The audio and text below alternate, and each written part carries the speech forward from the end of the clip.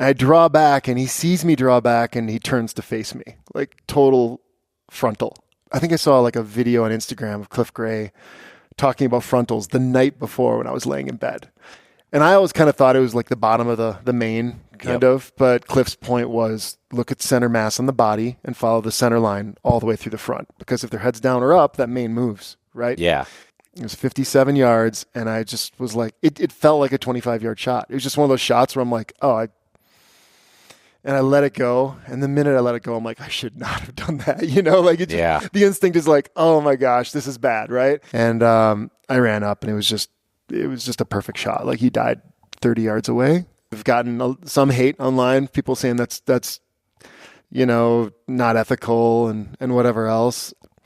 The year prior, I shot a bullet 17 yards broadside, and I know the shot was good, and I never found him. So you don't know what's going to happen. I was like, well, if I throw a mic on, then I can help others the way that these people have all helped me. Born in the heart of the Pennsylvania deer camp, with the help of experts, friends, and local legends, we bring you valuable knowledge and powerful stories for your hunting adventures. Welcome to the East Meets West Hunt Podcast with your host, Beau Martonik.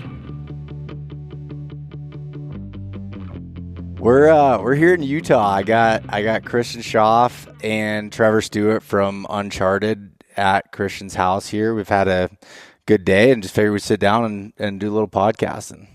Let's do it. So, Christian, last time we did a podcast together was 2023, Yep. And we were filming some content with Sitka, and that's when we did one. And Trevor, you were back in 2022 when we bear hunted together from a wall tent. So yeah, it's been a minute. We were out in the woods for that one. That was a good one. Yeah, that was fun. Was it snowing that night, or was? I don't think so, but I believe that was the night before you killed your bear. We had spotted it that evening. That's we went right. back to the podcast. I had to leave, of course, and then you guys went in the next day and got it done.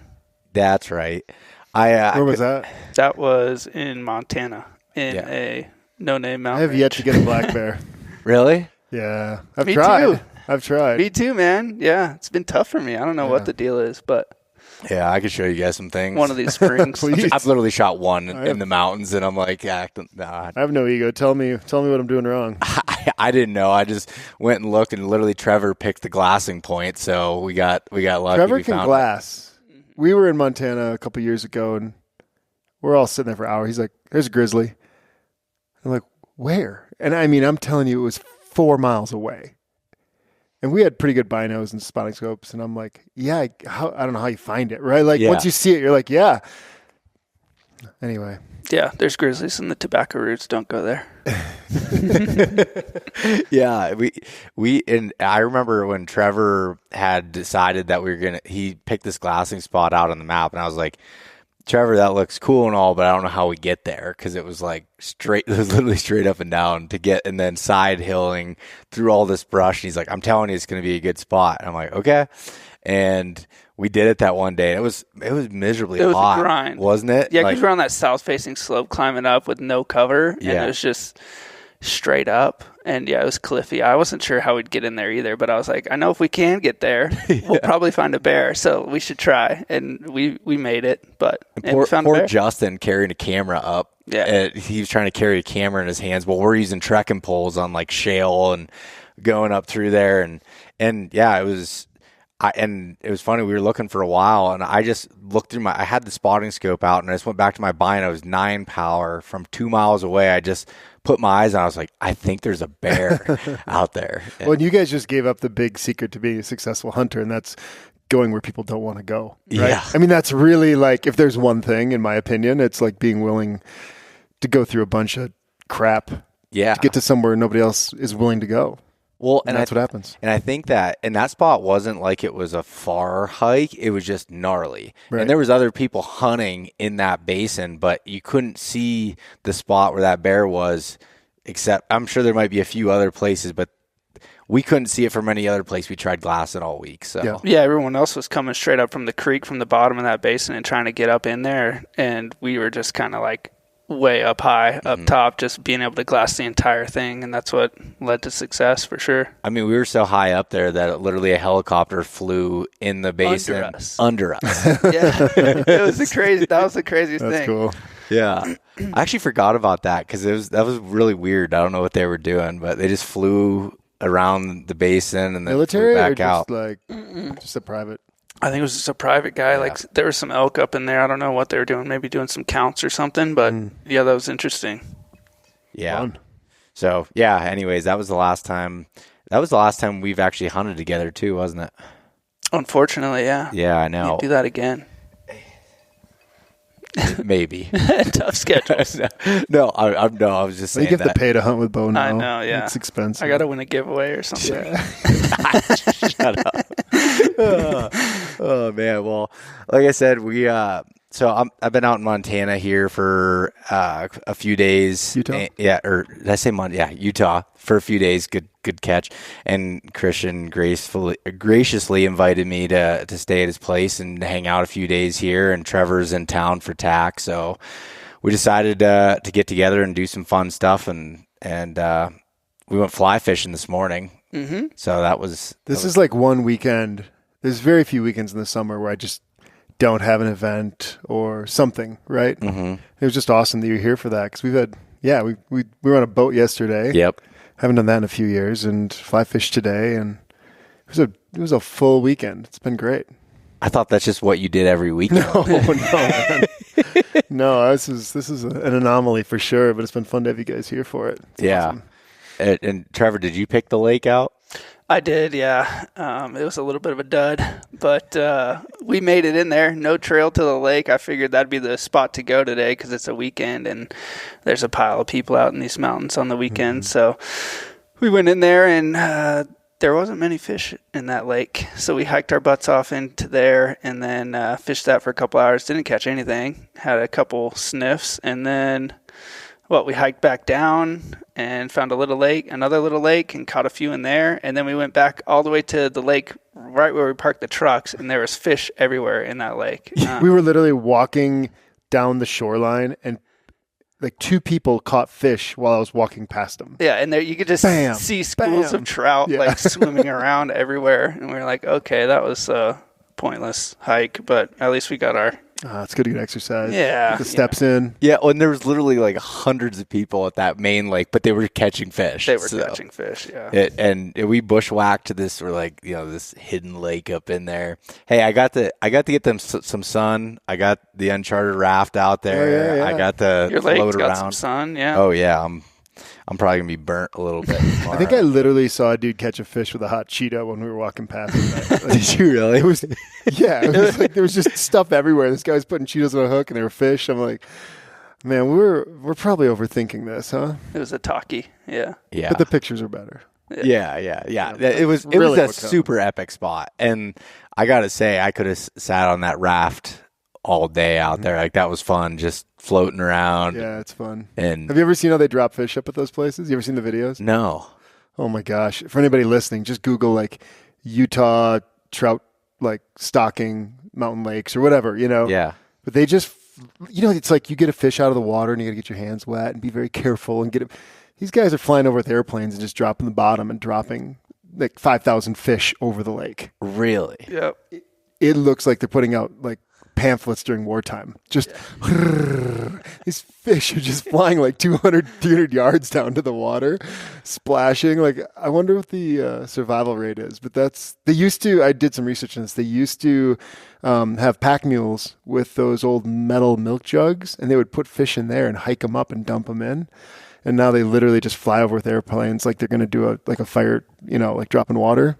But it's fish. I did not. I guess that would be It's probably a wild the only visual. way to be able to do that efficiently. No one's gonna, in Pennsylvania when they stock the trout streams, there's trucks that come in, they have buckets and they walk down to the streams and dump them in holes, nicely put them in there. But yeah, I mean, there's 1,000 lakes up there in that mountain range. Yeah. Like literally there's probably 1,000 lakes. So it's pretty cool how they do that and found a way to And there's fish in fishing. every stream and every bit of tailwater, and there's fish everywhere. All Except kinds. for the lake we were in. Except for where Trevor wanted to go today. There's some in there. They're just being picky. But, yeah, you can catch all kinds of trout up there. Brook trout, rainbows, brown trout, tiger trout. A lot of tiger trout in Utah, which is kind of fun. Grayling. What is something you do? How do you do that, Trevor, with like deciding on like a lake to hike to anywhere, not just here, but anywhere? Like, do you just, is this a secret or?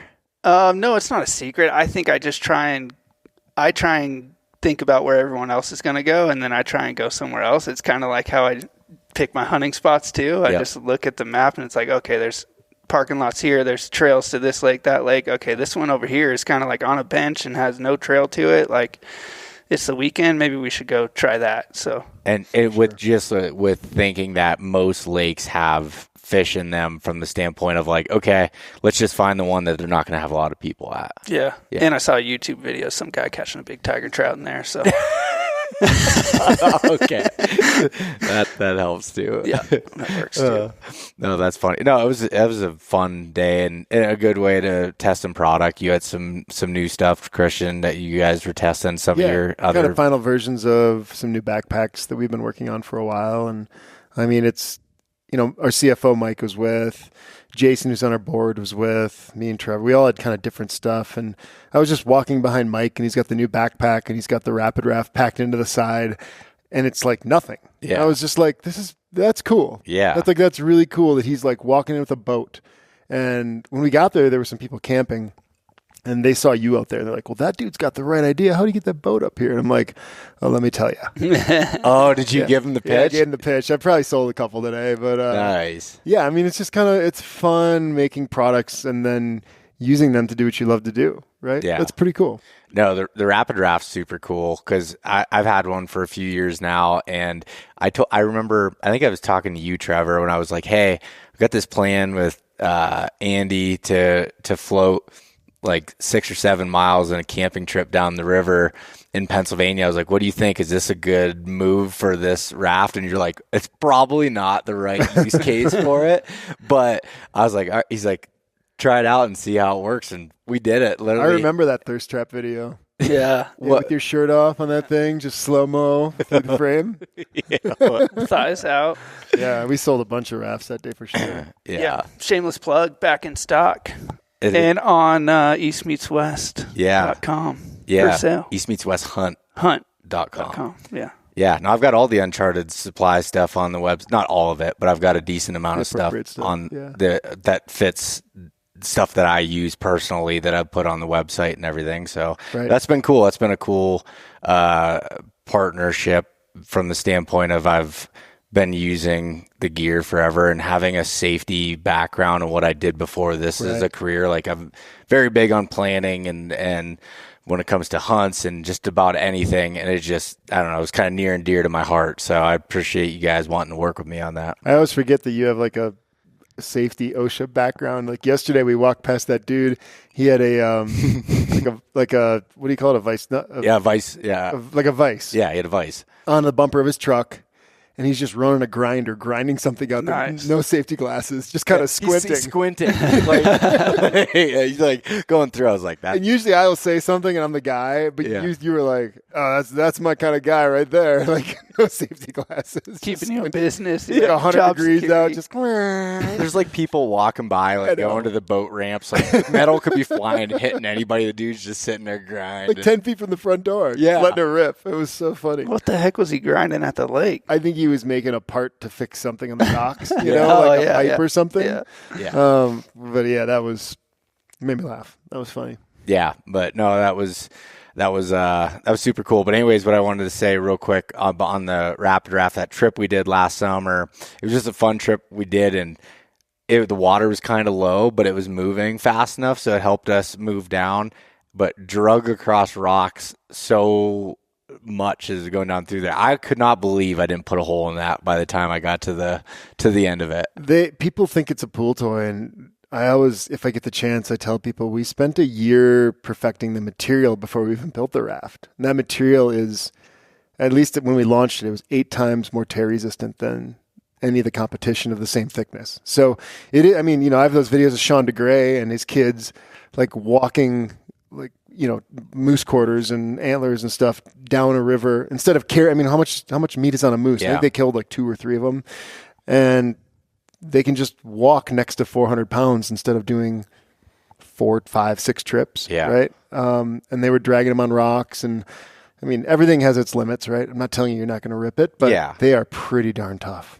Yeah, it's definitely not like if you're planning on floating down the river and everyone else that is in your group has canoes and kayaks, it's probably not the right fit to throw in there. But you can make it, is what the point of it is. And like for me, it weighs 3 pounds, so it's super small. You can have that, and if you need to float, like I used it for whitetail access in a spot where I needed just to get across.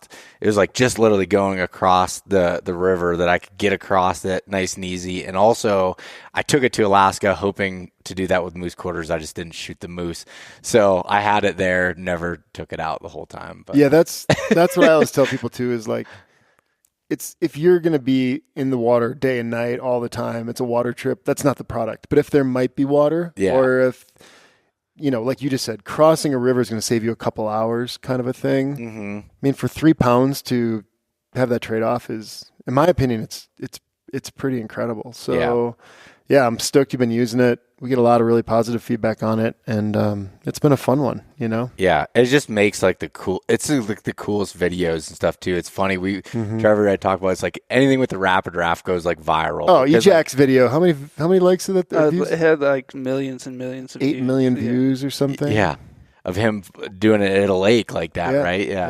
Yeah, it's pretty fun. Our social media guy, I have to like convince him not to just post rapid draft videos all the time because he's always focused on metrics. Yeah. And that one always just, the algorithm loves it. So it's cool. It's a fun little product. It's a sweet product, man. It's like you said, it's not for like just cruising down the river with your friends really necessarily. It's for like if you need to get somewhere and you need something lightweight that can inflate with no tools and you can get across a body of water. Like I use it a lot for this type of stuff, fishing and high alpine lakes where you have to hike in a long ways, and then sneaky hunting spots where you have to cross a river and no one really wants to go across that river, and you can kind of get quick access and have something lightweight that doesn't really weigh you down too much.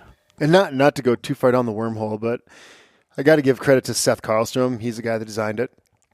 And the story of this, which is kind of interesting, he worked at a design firm in Bozeman, and they came across this military request for rapid water crossings across irrigation canals in Afghanistan. And that's where the idea came from. They wanted something super lightweight to get troops across really quickly without them having to sit there and make a bunch of noise and pump something up and, be a sitting duck for a while. Yep. What won the bid was some sort of bridge system, I guess. So they went a totally different direction. Yeah. But I had been meeting with Seth, and he's like, I don't know what to do with this thing. It's really cool. And the original prototype that I have at the office is less than a pound. It's tiny. It's probably a third as big as the one we have now. It was kind of a single-use type thing, though. The material was so light that it would just never hold up to like what you're doing. Yeah. So we took that, made the new material. We have we bought the patent from him. We didn't personally design it, but we kind of tweaked it with him, finished that off. And now we're like on the 3rd version. So we've found how to keep it so it doesn't, it's a roll top, and any roll top is going to slowly leak air. Mm-hmm. We've gotten to a point now where it really doesn't anymore. We changed the opening on it. We've changed materials so the mouth is stickier, so it just holds air better. And in this latest revision, which, Trevor just said it's in stock, we're always trying to make it better. One of the, I'd say maybe the weaker points on that thing was the seam tape. I mean, it's super lightweight and it works, but what happens is people have them super inflated. They leave it in the hot sun. That stuff gets warm, and then it would, once in a while. I mean, like a handful of these we had come back where that glue just delams a little. Yep. So we've spent the last couple of years finding a new material that now doesn't do that. So just a little better all the time. But I think this latest version's pretty bomber proof. It's great. Yeah, and when we floated for hours down there, I think I maybe had to do one pump extra in it. So like use a roll top and basically just get air in it, roll it up, it gets it tight, gets it pretty close, and then you blow on it. And yeah, it's a blow valve, like a one-way blow valve. Yeah. So you can top it off while you're in it then. Yeah, that's what I would do, is just like, because I had a whole duffel bag with overnight gear, a cooler, everything else on it, plus me going down it. And both me and Andy, I think a couple times we had to, give it a little blow just to get it topped off. But it was pretty cool. I was pumped about that thing. That's awesome. Yeah, that's great. But anyways, I really don't want to talk about all your stuff anymore. I'm just joking. I'm here for you, buddy. Whatever you want to do. No, I seriously love that raft. But I did want to talk to you guys a little bit about a different topic, not fishing, not rafts, but I want to talk about elk hunting a little bit, because yes, please. last year, all of us had really good elk seasons, and I was talking to both of you throughout it, and it was just like it was an incredible season for all of us, which doesn't always happen that way. So I figured it'd be a good time to let's tell some stories. Yeah, I feel like it's on the top of people's mind right now too. Like a lot of guys just kind of getting ready to go out west and do the thing. And I mean, I'm stoked for it, and I'm sure everyone else is jonesing to get out. We're like a month away here. I know, it's coming Utah. quick. Well, when this comes out, it's going to be in August, so that'll be perfect. Yeah. It'll be right before everyone's, going and doing that. Yeah, but Utah is weird. They have season that opens in mid-August? Yeah, mid-August, and I just assume it's a way to make money, right? Because the success rate on that hunt is extremely low, but it's unlimited tags. So in one way, it's cool, right? Yeah. You can get a semi-affordable tag if you're out of state, or a super cheap tag in state. Even if you don't get a draw, there's a lot of places to hunt, and you can get out there and get after it, right? It's not perfect, but I've made it work every year, or almost every year. And but it's a hot, hard hunt, mid to late August. Yeah. It always feels, I think I've killed most of my bulls I think between September 17th and the 21st, kind of like that window is always, at least here, when it's going off. But I don't know. I still go out there knowing that usually it happens then. It's just fun to be out there. Right? Yeah, it truly is. And I think that middle to late September, from when I started moving more of my trips then, because it seems to be so hot anymore, no matter where you're at, that beginning of September. But you also get a lot of hunting pressure during that peak rut time frame too. So it's kind of, trade-offs. Trevor, when did you do your trip last year? Last year we went to Wyoming, me and Josh Boyd, and we were early September. I think we went maybe the second, September 7th or something like that. And we had a cool tag that turned into it was just an elk tag, but you could hunt archery, beginning of archery, and then September 15th you could break a rifle out and hunt with a rifle, which was pretty cool. That's right when the rut starts to heat up. So we went in there and we're like, okay, we'll try and get one down with the bow, and then the next guy can get one with a rifle, hopefully, or we'll try and find elk for the first week and get into them, and then get the rifles out and try and pick out a good bull. We went in there early, went in deep. We had a resident with us, Jill. She was awesome. She was a biologist in the area. She did water testing for all the high alpine lakes up there. So nice. She knew the area really well, which was cool. And, that was the reason we were able to go hunt in the wilderness as well. Unfortunately, we didn't have any stock or anything, so we were on our own two legs, and the wilderness was a ways in there. So it was, we started finding elk. We got about 7 miles back in. We called in a bull midday. It was maybe 1 o'clock, noon, 1 o'clock. We had seen him the night before across this big canyon. We camped, and we're like, all right, let's go in there the next morning. We were right on the edge of where we said we would go, and of course we see and hear elk 2 miles away across the canyon. We're like, all right, well, we got to go there. So we're, 7 to 8 miles in at that point. And for elk, man, that is with no animals. Yeah. With no horses or anything to help you pack out. It's one thing to say oh, I'm going to hike 7 or 8 miles, but to hike with camp, with gear, all that stuff, and then to hopefully kill an elk, which we may hear about that in a little bit, trying to get that thing out.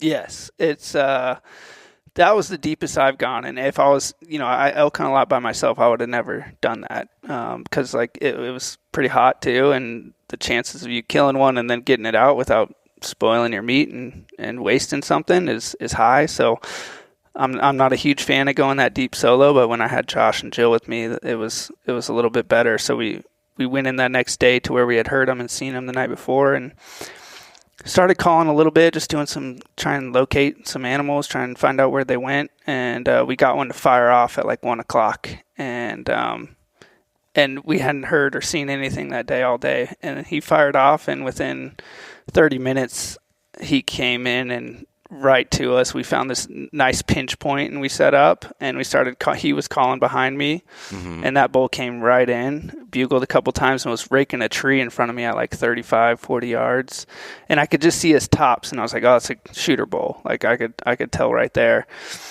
and he raked for a little bit. Josh and Jill gave a couple mews behind me, and that got him fired up again, and he made a couple more steps and plugged him at about 25 yards. Oh, wow. And that's so close. It was hot. So we we weren't quite sure about the shot. I mean, it was close enough. I knew it was a dead bull. I just wasn't sure if it was like a little bit further back than I wanted. He was kind of quartered towards me. So I was like, I know I got liver and probably a lung. And we went over there, and we could hear him a little bit. And so we kind of backed out and waited for a while just to make sure we didn't bump him and have him go any further. And we went back in there. He was dead, which was awesome. I was super, super thankful. And then the work started for sure. Like, yeah, there was no shade, so we had to get that bull broke down really quick. Got the meat off and hanging in trees and shade. And then by that time it was getting dark already, so we packed everything we could. We shuttled meat twice from up there down to the creek and hung it in trees by the creek. Camped down there that night, and then the next day we had to do death march. Yeah, the death march. Yeah, all the way out. Like, yeah, I mean that night we probably cut off 1.5 miles from our 8 miles that we were in. And then, so yeah, it was like 6.5 miles or so back to the truck. Luckily, it was mostly downhill, which is nice. But yeah, it was brutal. Yeah. Did you do it? Did you say you did it all in one trip once you got it to that, like that next day? Actually, we did 2 trips. We did 2. We figured we got one, like most of the meat out, and I left the head and another quarter or something in there. We came back in. They hunted a little bit, and we 2 of us packed the rest out that day, and then we took a day off and went to the brewery in town and got a meal and hung out, came back in, and then some carb loading back, and then Josh killed a bull like 2 days later with a rifle. Really? Yeah. And we were still 6 miles in there, so we did it all over again. So we cut out 2 weeks for that hunt. We spent the majority of the time just packing meat, which was awesome. Did you have abs at the end of that? No, I was completely dead at the end of that, dude. You'd be so lean after that. I don't have a whole lot of extra weight to lose. So yeah, I was smoked. And Josh rolled his ankle so bad before I even got there. He was like jumping over a fence, rolled his ankle, and it was black and blue and gnarly. And like, I was super impressed by him. Like, just crushed it. He's an animal. He's an absolute goat. Yeah. Yeah. Like he didn't complain once, rolled it a couple times with like 100 pounds of meat on his back, and just like, oof. I don't know if I could have done what he was doing like that with that ankle. The thing about Josh that always gets me is he's the nicest, most humble guy in the world. I've had him on the podcast multiple times now over the years, but anytime I go to like complain about something, like about a hunt, about something being hard, he's just like, I'll be like, oh, it's so thick in this spot, like I couldn't, get an arrow through there. And he's like, oh yeah, he's like, check out this video of this bull I shot, and it's way thicker than like, and he gets him to like 5 yards. I was like, well, I guess I just got to get him closer then. And he's just like, gets it done no matter what it is, elk, deer, whatever, black bear. Yeah. There was multiple times on that hunt where I was like, Josh, this is the hardest thing I've ever done in my life right now, what we're doing at this moment. And he's like, yeah, it's probably like top top 5 for me. And I'm like, okay, that makes me feel better because I know for a fact you've killed over 40 bulls with your bow. So, and like in some of the gnarliest country in Montana. So, okay, it is hard. You're right. Okay, good. It's not just me. Yeah. So I do want to go back a little bit to your bull, and you saying you hearing it in the bed. Was it like just, I guess, give me a little bit more on that scenario and what it looked like where the bull was laying at and how everything laid out. Yeah, the night before we had seen him across bugling and kind of like some rut action going on, like a couple bulls like kind of duking it out, and there were some cows around. So we knew there was elk in there. Were they like in a meadow or something? No, it was kind of like cliffy, honestly. So there's a big steep canyon in front of us with a creek, and we had to go down and across that creek to get back up that next day. And we cruised around the backside of this knob, and then to get the wind right, to where we had seen him the night before. So we cruised around this knob and got the wind in our face, and that's when we started, making a little bit of noise, trying to locate him and find him again. And that bull was still pretty much where he was the night before, in some aspens up there. I think there was some water up there in some aspens. And he just, it was kind of a lazy bugle. It was a bed bugle, that first one. So we started kind of making a little bit of ruckus, like throwing some cow calls out, making it sound like a bull was kind of running some cows around. And, before we started making noise, we made sure we were in a good position with the wind. And in that pinch point, we were like, okay, this is going to be money. If he comes, we're going to get a shot through this pinch point. So that was kind of the plan, and it worked out really well. He came in solo. I didn't hear any other bulls around or any other cows or any other elk with him. I'm sure there was some down there, but he came in to check out what was going on in his neighborhood. So do you think you were on the same level as him at that point, or did he come up to you? I think we were on pretty much the same elevation, and yeah, that's a good point. We tried to kind of be on that similar elevation. Yeah, and the reason I asked that is, like, there's so many times that I've found bedded bulls, and I'm like, what do I do? Like, you're just, like, looking at the scenario and trying to figure out, like, all right, when's the right time to call? When's the right time to make noise? I don't want to do it too early, but I don't want to bump them out because I don't know exactly, where they're at. So that's why I was kind of curious on how that approach went for you. Yeah, it can be difficult, especially if you're like glassing and you see a bull bedded, like, and it's more open terrain. This stuff was pretty thick and cliffy and a lot of different topography. If you're just kind of if you're bugling and the bull's there and he thinks he can see, then it might be a different scenario. If he's blind and can't see, and you fire him up enough to get him to stand up and come check it out, that's when it gets good. I know a lot of bulls die in the middle of the day, though. Yeah. Doing just that type of thing. Yeah, that makes a lot of sense, and even just, I would imagine too, like, that bull, as far as being that far back in there and everything, probably hadn't seen a lot from other human pressure and everything, which was used to your advantage. Yeah, for sure. I don't think a lot of people wanted to get back in there. Yeah, there's a lot of outfitters in that area, but they're all in horsepack, and they go in way deep to like the big high alpine meadows, and there's a lot of elk up there, but I think there's this buffer zone in between where it's like you go a mile to 3 miles from the road, and like there's a lot of pressure there, and then it's like 10 miles plus is where all the outfitters are. So there was this kind of buffer in the wilderness where non-residents can't necessarily usually hunt unless you have a resident with you. That's kind of the game we played during that hunt. Yeah, that makes sense. And the other question with how are Josh and Jill, which sounds like it should be like a storybook or something, but Josh and Jill, how were they set up? Like, were they like 50 yards behind you, something like that, Colin? Yeah, it's funny. Jill stayed back a little ways, and she has just like a perfect, like pretty cow mew, and she doesn't use a reed or anything, just with her voice, right? So she makes awesome cow sounds. So she stayed a little bit behind. Me and Josh both kind of got in that pinch point, like one on either side of that pinch point, and we're kind of ready to shoot.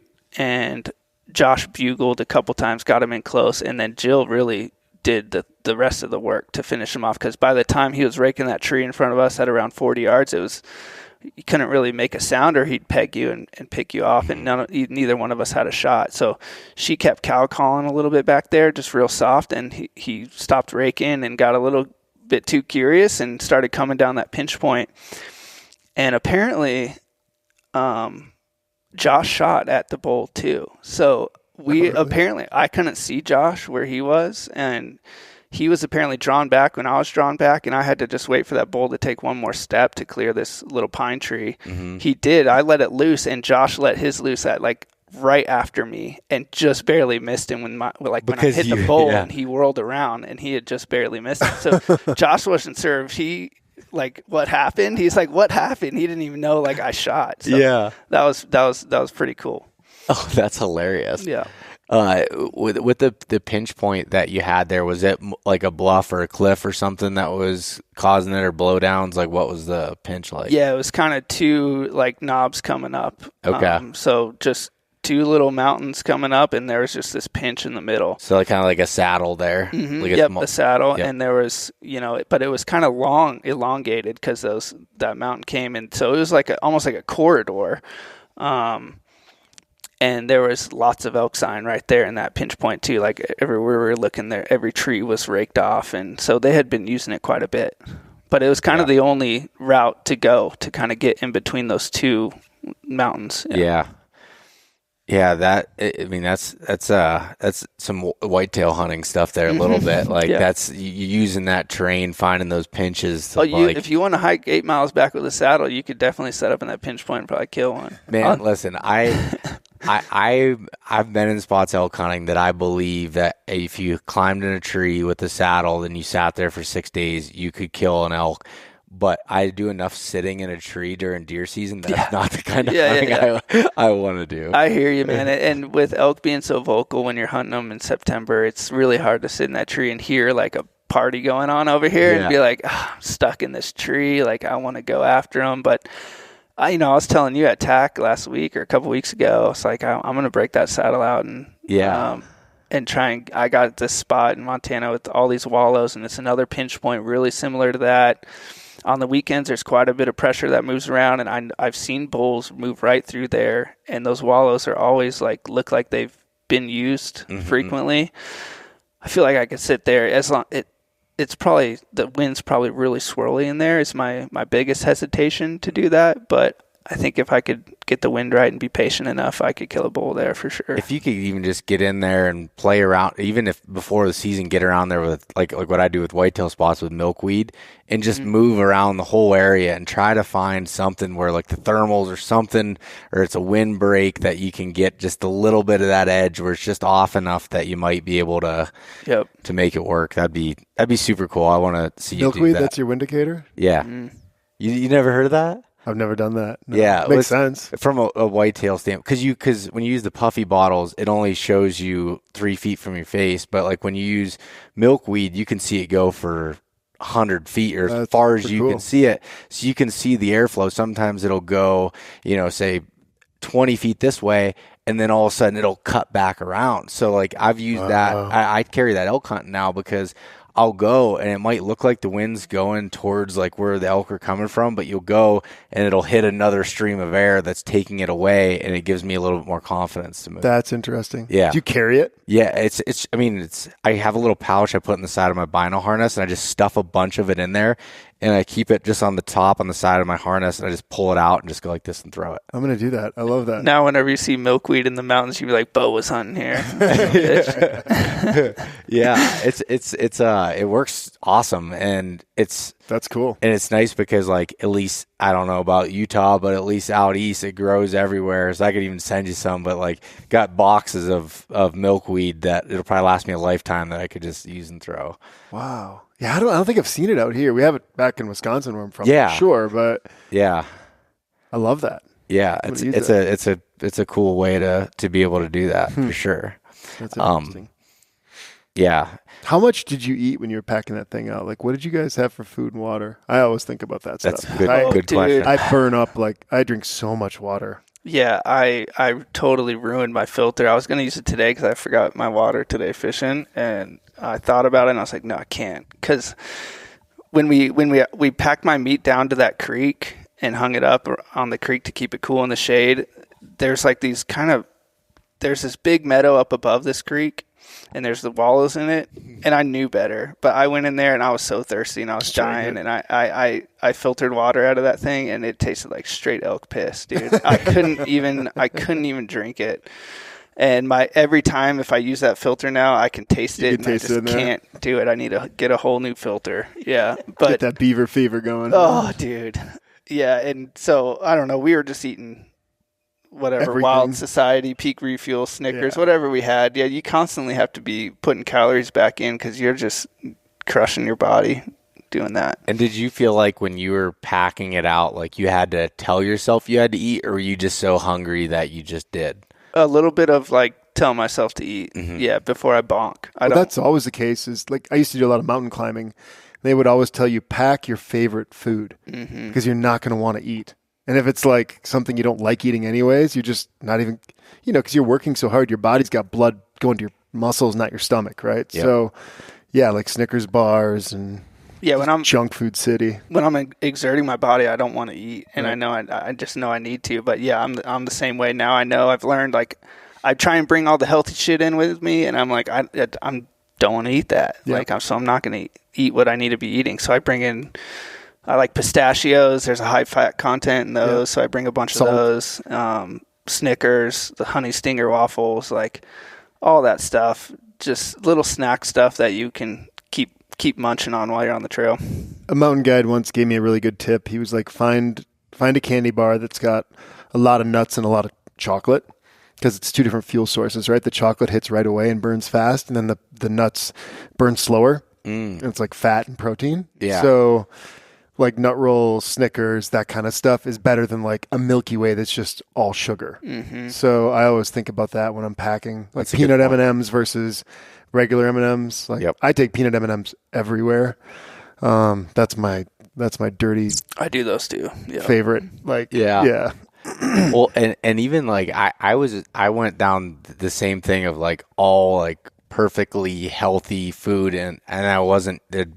I put everything in a 1 gallon Ziploc bag. Yeah, I do. And for each day I have it labeled, and that's how. And then all my garbage goes back in there, and it's clean. But I would get to the end of the day, and I'd have this extra stuff, and I knew I needed to eat that, but I didn't want to. So it got to the point where I was like, okay, what are some things that are healthy or give me good fuel source, and it's not totally off the wall from what I'm eating at home. And then also having some like, what are my like, if I could, that I need to be able to have. If I could pack chips into the back, potato chips, yeah, I would do that, but I can't. I leave those at the truck though. It's the first thing I get back. But having that mixture, one of the things was like I wasn't doing anything as far as like jerky, because I was like, oh, this is heavy, or like beef sticks or whatever. Now I love those fatty beef sticks. Those are super good. So like I'll have those there with me, or last year I got a bunch of my elk and deer turned into sticks. So during deer season, I was eating my own stuff there. But that's a big deal. I've always done that too, or Ziploc for every day. But then I keep like a pound of peanut M&Ms back at the tent. Yeah. Because if I'm just sitting glassing all day, I'm going to eat those things. Yep. So what I try to do is when I'm not exerting, I'm like, eat the healthy stuff. You're bored, like just boredom eating. Like, okay, I'm getting good stuff in, meat, like freeze-dried veggie, whatever, fruit, whatever. But then, like, if you have a big day, you have those calories back there and you can grab them. Or, like, sometimes I'll just lay in my tent at night and, like, slow eat peanut M&Ms when I go to sleep to top myself off if I feel like I need it. But for me, it's like I have a bad sweet tooth, so I keep that stuff away from me during the day, but I keep it close because if I need to, like, pull the chute and really go hard, that's there. That's a good way of looking at it. Yeah. And it's like you're talking about the things you like. Like I look at breakfast. So every day at home, I eat bacon and eggs. Like I love bacon and eggs. And I'd go out there and I was eating, like oatmeal type stuff. And it was like, okay, this is good here and there, but I need my eggs. And I found Peak Refuel has a great like breakfast skillet that I can stomach. I like that one too. And it's really good. It's like a ton of calories. It's a ton of food. I can never finish that thing. Oh, I You don't have a problem. Yeah. Sometimes the dinners I struggle finishing because at the end of the day, you're just like tired, and typically it's like 9 o'clock at night. I'm trying to get myself to be able to finish that down. But having that where it's like 3 out of 4 days, I have those eggs and that breakfast skillet. It's just so good. I can't do the exact same thing every single day. I was doing that for a while. Like all my food was the same because it was easy because I could just buy a bulk of, and then you're so sick of everything you have. It's terrible. Two interesting things on that I've learned that works really well is one, with those Peak Refuel mules, I do like double the water because usually you're more dehydrated than you think, and you want to you're thirsty a lot, right? So if you almost make it like the consistency might not be what you want, but it's almost you're drinking your dinner. But I love just getting extra like warm liquids into me at night. So I always add a ton more water than they suggest because I think it hydrates you while you're sleeping, right? Yeah. And then the other thing I was going to say, you were talking about switching up your breakfast. I used to do triathlons, and I have a lot of friends that are super they've won world championships and stuff. And I got into that world a little bit. And when the Ironman started in Kona, it started because this group of guys would go do this ride every day. And they decided to create a competition out of it. But they would always ride to this gas station where they'd get a couple hot dogs and like a Coke and like a Snickers bar. And then I guess when they actually had the competition, the guys switched over to like gels and like all the performance foods. And a couple of guys that couldn't finish the race. This might not be the exact story, but the gist of it is eat what your body knows how to digest. A lot of guys will eat one thing all season, then they grab a bunch of food they've never eaten and go out, and 100%. it wrecks you. So whatever you're eating during the days, like try to be as close to that as you can, because switching that up can really negatively affect you if you're in a pretty physical situation. Yeah, man. Yes, that's 100%. Like my body's been wrecked from going completely different. I eat a lot of fats and a lot of protein, so it's like, okay, I want to mimic that when I go in. Yeah, I need a little more carbs because I'm exercising a lot more, so I'll add that in, but not go totally off the wall. And I eat a lot of rice, like with protein when I'm on. Or when I'm at home, like that's just simple that's what you do. For a guy to be able to do. Put a 90-second rice in there. I've got some chicken or elk meat or deer meat or whatever, and then some broccoli, and I throw it all in a bowl and mix it up, and that's what I eat. So, and there's some of those meals that have similar characteristics. I'm like, okay, this is similar to what I'm eating at home, but that's a really good point. And I think too, having your food accessible is also like I always keep, especially when I'm doing like hikes in or pack outs, I'll put at least one like protein bar in my hip belt pouch versus like packed away because I don't want to take my pack off to get to it. So it's something I can get to and just stop for a second and grab, take a bite. Sometimes I'll just take a bite and put it back in there for a little bit, and that's where like those little those little gummies and stuff are really good. I hate to keep going back to triathlon, but it's a close analogy. I used to, on my bike computer when I was riding, had an alarm. Every time I'd burn 100 calories, it would beep at me, and it was a reminder to eat, So I think it's way better. If you eat a bunch of food, the blood rushes to your stomach to digest it, and you have no energy. Like that's why you fall asleep after you eat, right?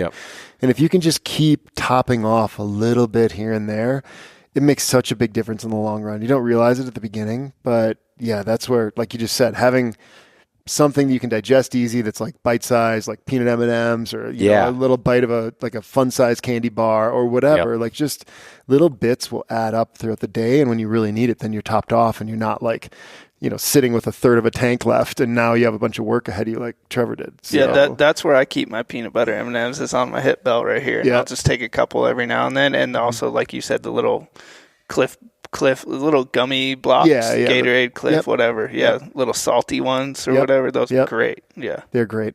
Yeah, I had those little Pro Bar chews that are same type of thing. I just started using those last year, and they taste good. Like I love gummy. Like it's like almost like eating a gummy bear, but it's doing a little bit more for you. Right. Yeah, a couple of those and another Zin will keep you on the trail for at least another mile. You can do another mile. He got 4 pounds of Zins in his pack. The problem with the Zins, if you're going uphill, is that they're actually constricting your blood. So like your blood, basal restrictor. basal restrictors. So like that, it's really not the best option. But if you're cruising a little bit, sometimes you need that quick nicotine hit. Only if you're 18 years or older. Yeah. Disclaimer. Disclaimer. But you got to have the essentials ready there and available. That's for sure. That was a good question. I like that one because those pack outs are gnarly. Like It's like you said, it's one of the hardest things you've ever done. I mean, 100%. I usually hunt alone, so I enjoy it. Like, I don't want it to be over. You think about it all year, right? Mm-hmm. And then maybe you get lucky enough to kill something and you're packing it out. And I try to just enjoy it. But to enjoy it, you can't be effing miserable. Yeah. Right? So, yeah, you want to set yourself up for success. And I think it's an often overlooked thing. You know, people don't think about that. I've been lucky to train with people who think a lot about nutrition because it's really important to what they do. And I've found that it really helps here. And I'm not saying you eat junk food all the time. It's just there's different fuels for different. Yeah. There's race fuel and there's 87 octane, right? And there's, you can do different things. So it's an important piece that I think is often overlooked that will make your trip a lot more fun if you are in the right physical setup, you know? Yeah. I remember when my cousin Mason, who's an absolute killer, but he'd go into the backcountry and like I'd look at his food and it was just like he'd just have like a carton of Oreos and just like this. I'm like, dude, really? Like, and like it'd have like a whole thing of like the quick mashed potatoes that you're supposed to like for like multiple people. Like he'd have these like, this has a lot of calories and just like in this other, he's like, and I love mashed potatoes. And I was like, dude, you can't do that. And I'm like, it worked for him. Yeah. And like, you can't argue with what works for everybody is people. Different too. You have to, like, don't just take somebody else's word for it. Figure out what works for you. That's exactly right. And I definitely learned that. I was on a bear hunt a couple years ago with Dustin from Mountain Tough. Mm-hmm. And dude's jacked, right? Eats super healthy. I was like self-conscious about what I was packing. We get like 5 miles in and he pulls out like a 3-pound bag of gummy bears and just starts eating it by the handful. I was like, what? I didn't think we were on this program. Like, that's not fair. I was so jealous because I had like green powders and like dehydrated fruit. And I was like trying to assumed what they were going to have. That's funny. Dude's just eating gummy bears by the handful. Gotta have glassing snacks. Yeah, that's funny. The glassing snacks. That's so funny. Well, Christian, let's talk a little bit about some of your hunts that you had last year. You had 2 successful elk hunts. Yep. And yeah, let's get into them. Yeah. Talk about one or both, or that's up to you. However you want. You think good stories with them. I mean, I shot one with a gun and one with a bow. I like gun hunting and I love bow hunting, so I can tell you about the bow hunt. But I was in Utah here. I shot this really cool 6x6 that must have had something happen when he was younger. And he had his front, what do you call it, like the eye guard, whatever. Just the front was like.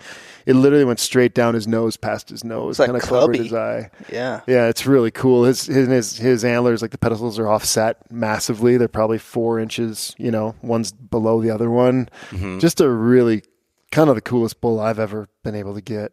And I got him in an area I hunt a lot, and there's a certain time of year that they kind of filter in there, but it's a small piece of land, but it's really challenging because it's kind of this like pyramid-shaped mountain with water on 2 sides.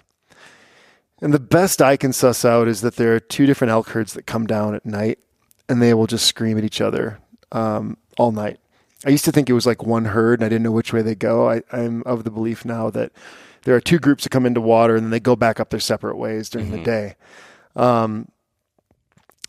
But these elk have done this forever, and they understand the thermals, and they know when to move. And you literally see elk every day, but to get an arrow, archery range of one is a whole different story. And I put a lot of reps in this zone, but this day, it was crazy. It was like the first day I'd hunted this spot this year.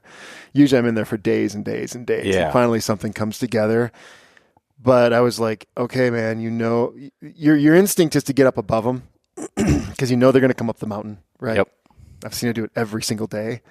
But if you do that, the thermals blow down and they just go around you. They'll just go 300 yards this way and you never can catch them, right? So I just kept telling myself, stay back, stay back, stay back. And so I kind of went a little ways up and stayed, maybe like 600-700 yards, 800 yards off to behind where I want to be, like where my instincts are telling me to be. And just like every other day, you can start to hear the cows kind of get a little closer and move up, and bulls are yelling at each other.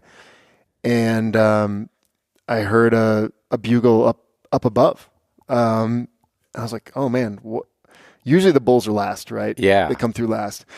I was like, well, that must be a satellite bull, but he sounds ornery and he sounds big and he's above me. So the wind is good, right? So screw the rest of them. So I just closed a bunch of different distance super quickly and, but trying not to be seen, right? And I just kept moving forward, and I saw some antler tips move behind some pine trees. And so I just blew a cow call, and I could see his antlers kind of look up, right? So knocked an arrow, just kind of got into a position. He came out and was like looking for me, didn't see me, and kind of came out through like a little bit of a clearing, just kind of sagebrushy stuff, and turned and started going uphill. And I just kind of kept creeping in, and I blew a cow call because he was starting to kind of move away from me. And he just stopped, and he was broadside, and I had ranged him. It was 57 yards. I'm like, okay, it's kind of a poke, but like, we're in play here, right? And I draw back, and he sees me draw back, and he turns to face me, like total frontal, right? Yeah. And so now and my rule, like I always tell people, if you shoot a lot, I don't know if you guys feel this way, but sometimes 90 yards feels close and sometimes it feels impossible. It's just you draw back, and sometimes it's like, yeah, it's right there. And other times it's like, this doesn't feel good, right? So my personal rule is I always draw back. I don't have to shoot. Yeah. But like, see how it feels. And he was facing me, and I had actually just listened to I think I saw like a video on Instagram of Cliff Gray talking about frontals the night before when I was laying in bed. And I always kind of thought it was like the bottom of the mane, kind of. But Cliff's point was, look at center mass on the body and follow the center line all the way through the front. Because if their head's down or up, that mane moves, right? Yeah. And it was just ironic that I'd seen that the night before laying in bed. And here I am. It was like, it's like 7 a.m. or something. And this bull's staring at me. It was 57 yards. And I just was like, it felt like a 25-yard shot. It was just one of those shots where I'm like, and I let it go. And the minute I let it go, I'm like, I should not have done that. Like the instinct is like, oh my gosh, this is bad, right? I heard it whack him pretty hard. He spun and ran away. And I ran up, and it was just a perfect shot. Like he died 30 yards away.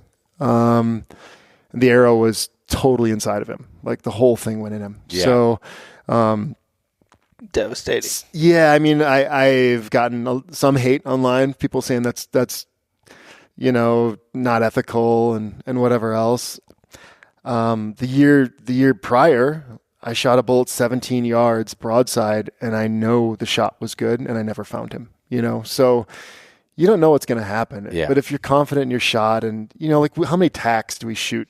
Yeah, we shoot a lot of long range, like in hunting type scenarios where it's like if you're doing your homework and you're practicing every day and you're shooting, up to over 100 yards and making good shots, it's a different story. If you dumb little raccoon foam things at 80 yards, that's surrounded by rock, and you just at that time of year, I feel like my skills are sharp, right? And there might have been a different day where the wind was blowing, or something just feels different, and my pin would have been floating, and I wouldn't have taken that shot.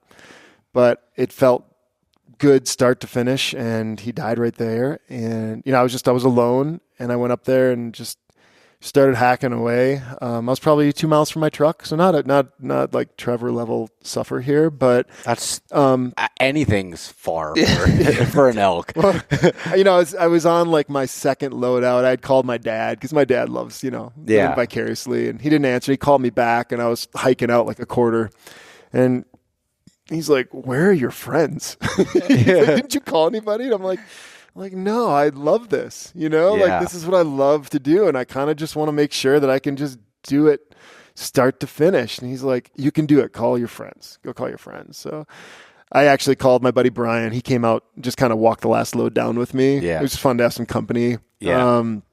But that was a fun one for me. It's not a huge dramatic story, but it was like years of understanding this area and figuring out what they do and putting it all together and in a perfect like morning.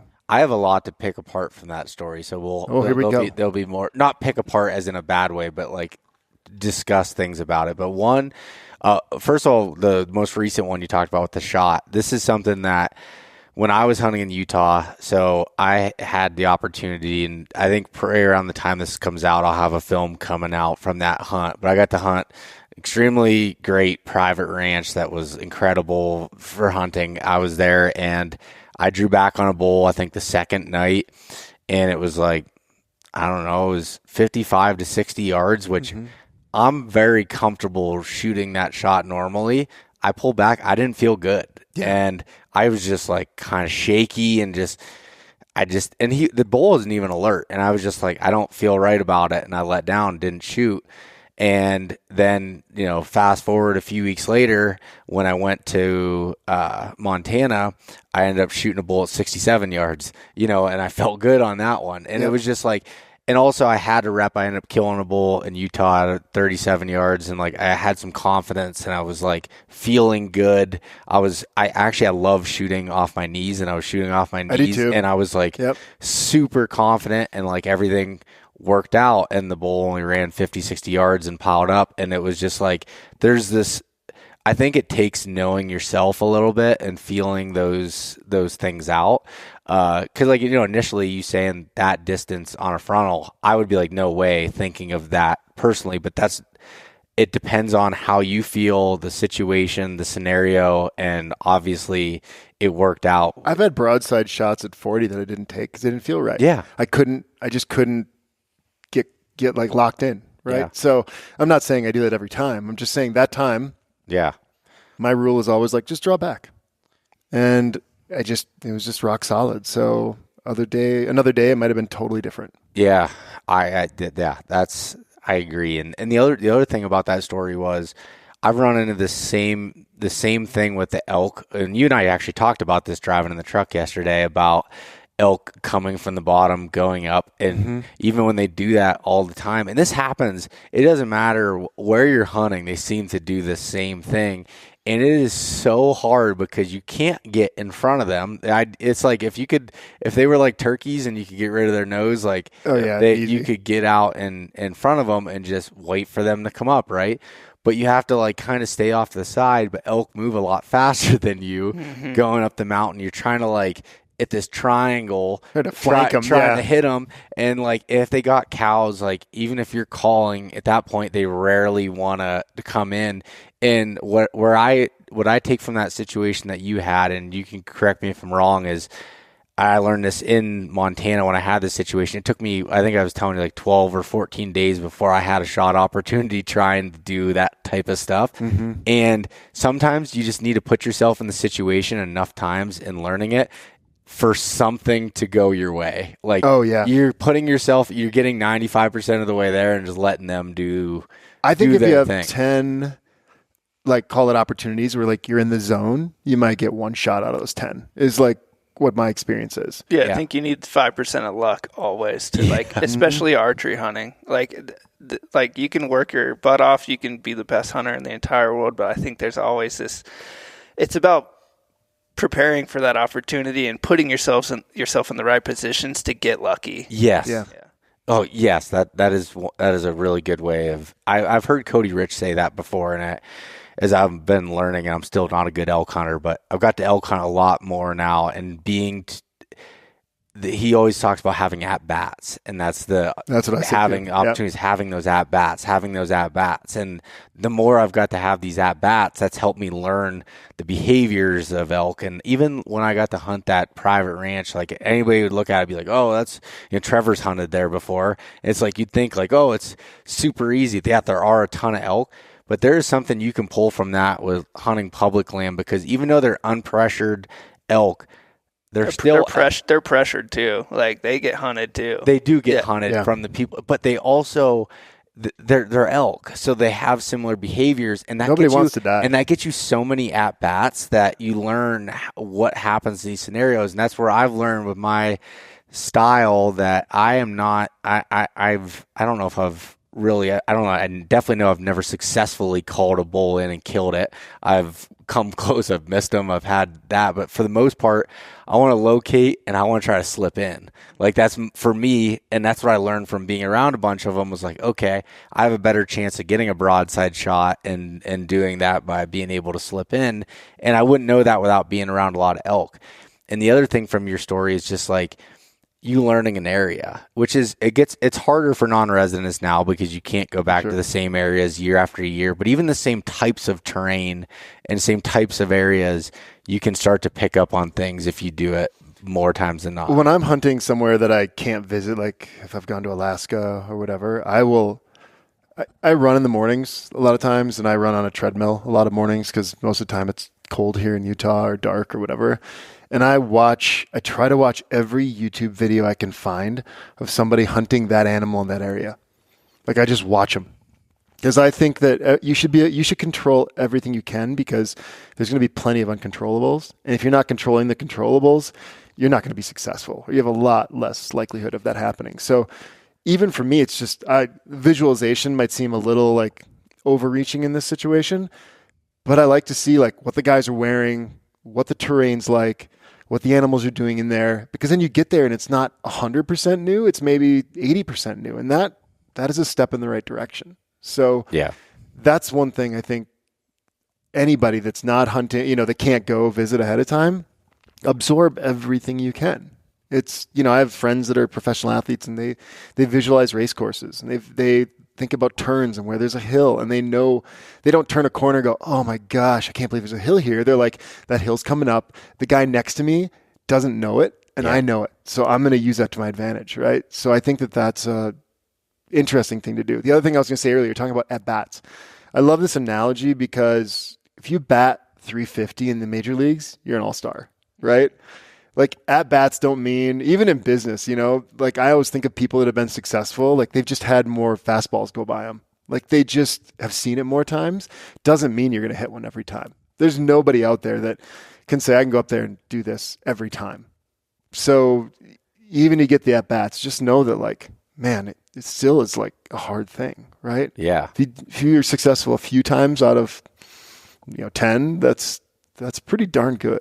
Yeah, like Trevor said, of controlling as much as you can, getting yourself in those scenarios, and then letting that 5% of luck unfold itself. And it might not work. Like you said, 8 out of the 10 times that luck might not go in your favor. But if you can get it that 1 or 2 times, that's all you need to be able to make that happen. Yep. That's a really good way. And I've worried so much in the past of like those uncontrollables. It's like you can't control that. But even when I'm shooting in my yard, like I got it as a gift, but a 3D target that was a bigger whitetail because I'm going to Iowa this year. Midwest style buck, bigger body.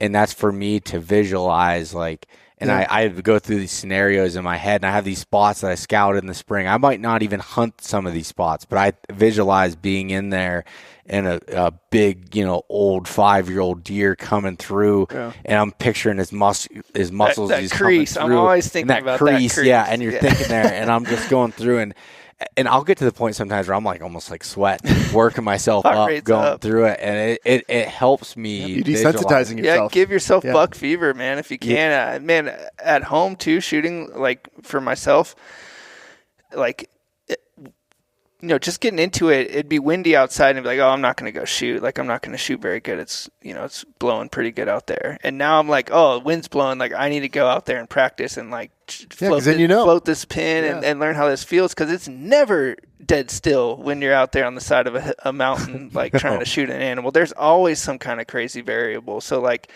put yourself in those scenarios in a controlled environment and like test them out and see how your arrow flies and see what you do in your own mind and like control it and try and figure it out so that when that time comes you have your at bat, you can hopefully hit a home run. Yeah. And like, okay, so I'll give you a scenario too. Like this year I don't have any archery Western tags. So most of my focus me on whitetails, and it's like most of my time I'm going to be in a tree shooting. Okay. I've been practicing all summer out there in my shorts, no shirt in the mornings, real nice, comfortable shooting. It's like, that's good.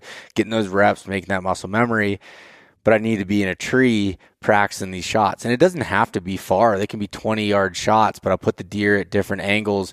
But what I learned was I had to reduce the amount of steps I need to do it, because climbing up into a tree, coming back down, grabbing your arrows takes time. So I have a preset now that I have in my yard that I can climb up. I have a system where I can pull up my arrows, so it's nice and easy, have it there. So now I can go out, and I have it at least 2 times a week that I go out and I shoot out of that tree and practice it, because I'd realize I'd get into a tree and I'd miss stupid shots, and I just wasn't used to doing that. Mm-hmm.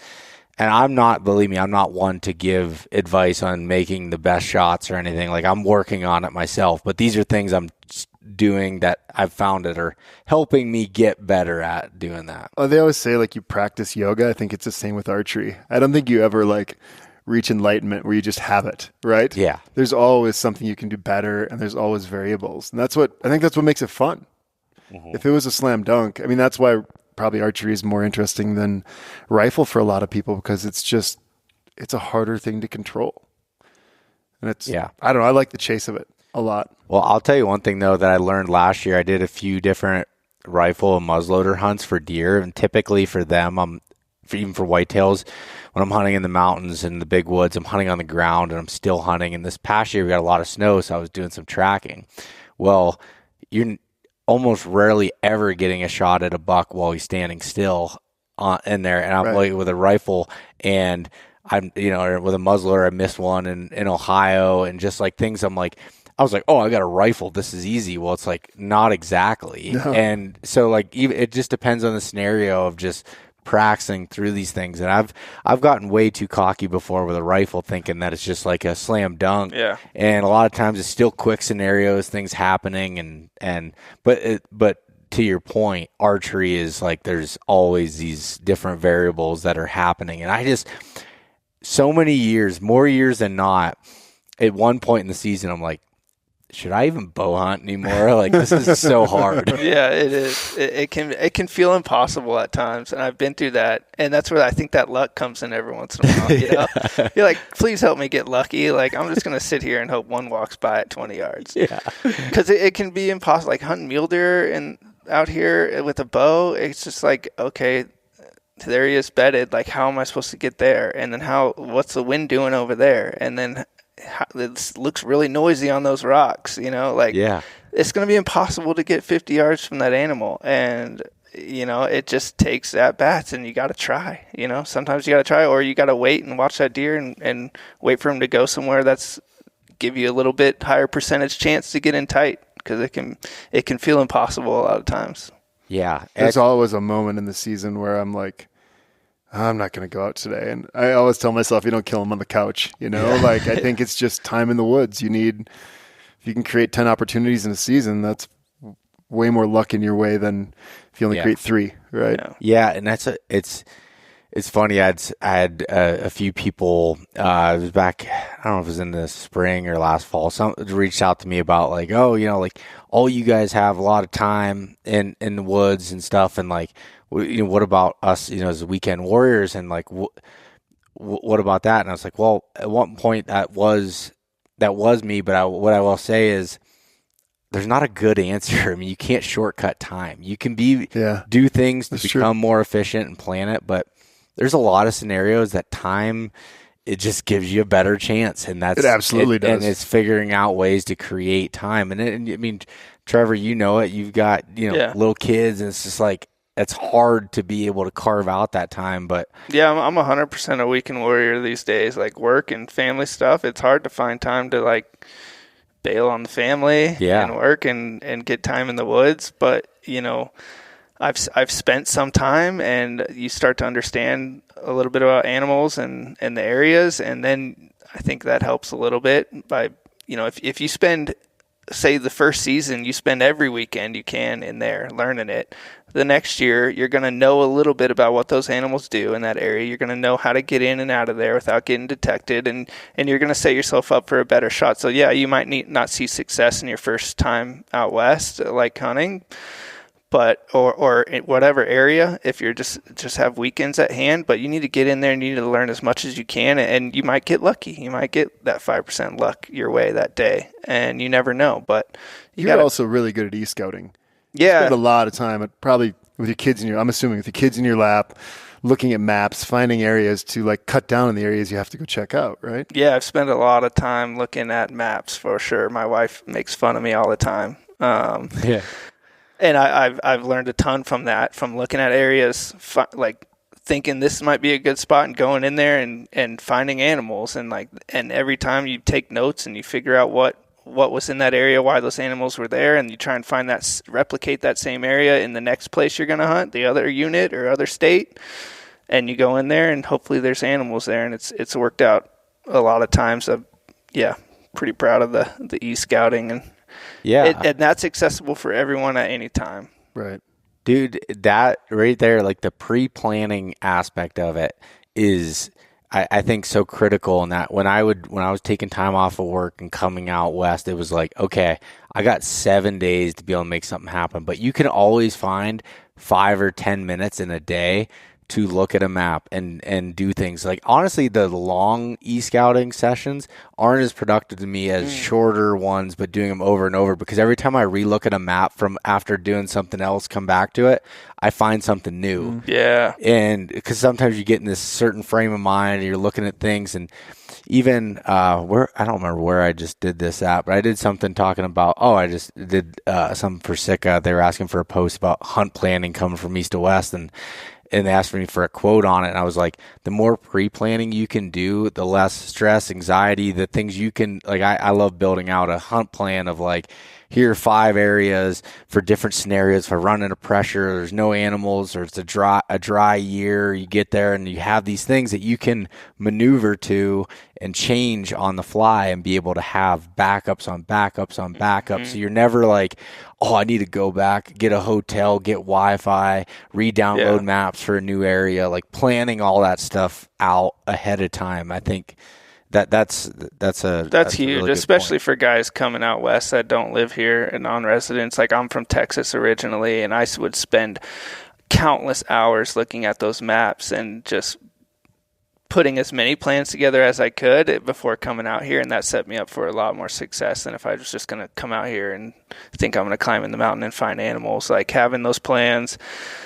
Hot tip for e-scouting, everything is a lot bigger in person than it is on your computer screen. Like, when I first started doing this, I'd be like, drop a pin here, and like, a couple miles over here, I'd drop a pin, and I'd get there and I'm like, I have to climb 3,000 feet and then drop another 2,000 feet to get to that spot. Like, I can't get there. Like, it's not going to happen. So there's a lot more. Like, you're looking at your screen and you're like, there's not that much land here. But once you get there, it's huge. So, like, narrow your focus down a little bit.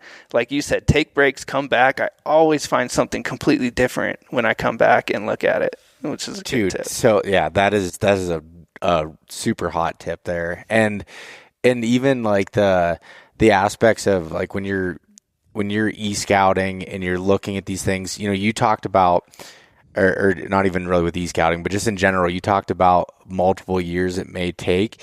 And I think looking at, and this comes down to business, anything, looking at things at a longer time horizon than you think, because especially when you have limited time, you got to be realistic with those goals and what it's going to be. And like for me, when it took 4 years to kill my first archery bull, I looked at it, was like, this is something I want to learn to do. I'm investing my time into doing it. It took me a while and a lot of reps to get there.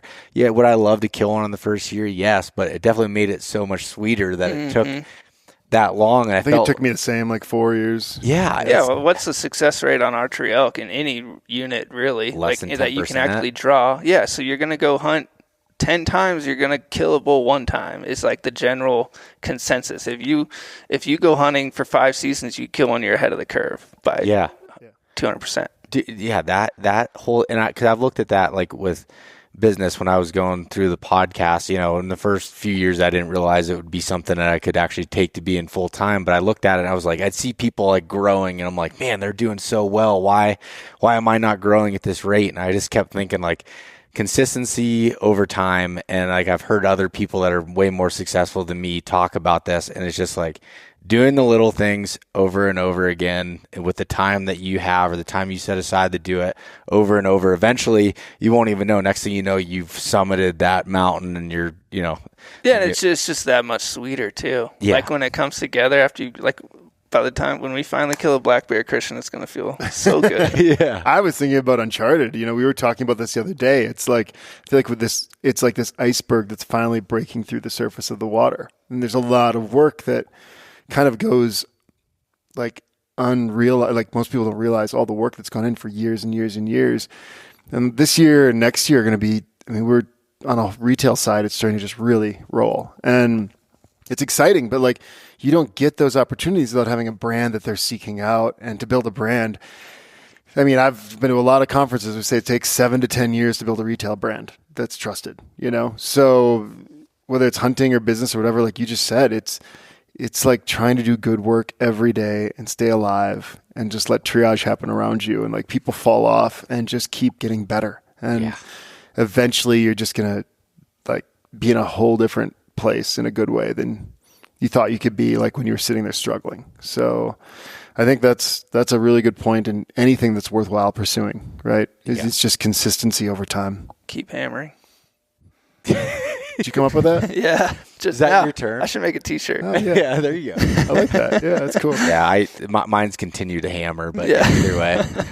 No, but seriously, like that is 100% true. And like we Christian and I talked about this a bunch because like we love talking about hunting. We also like talking about business because that's what we're into a lot. And, I was talking and I got to see, you at some lower points in the business of like, man, I'm just grinding every day. And sometimes it feels like there's just shit just getting thrown at every direction. And then when you have a little bit, and I'm sure, as things start rocking up, you'll probably hit some other walls that'll bring you back down, but you keep going. And every day. It's just. Yeah, so somebody once told me you'll get to a place where you wish you had the problems you had today.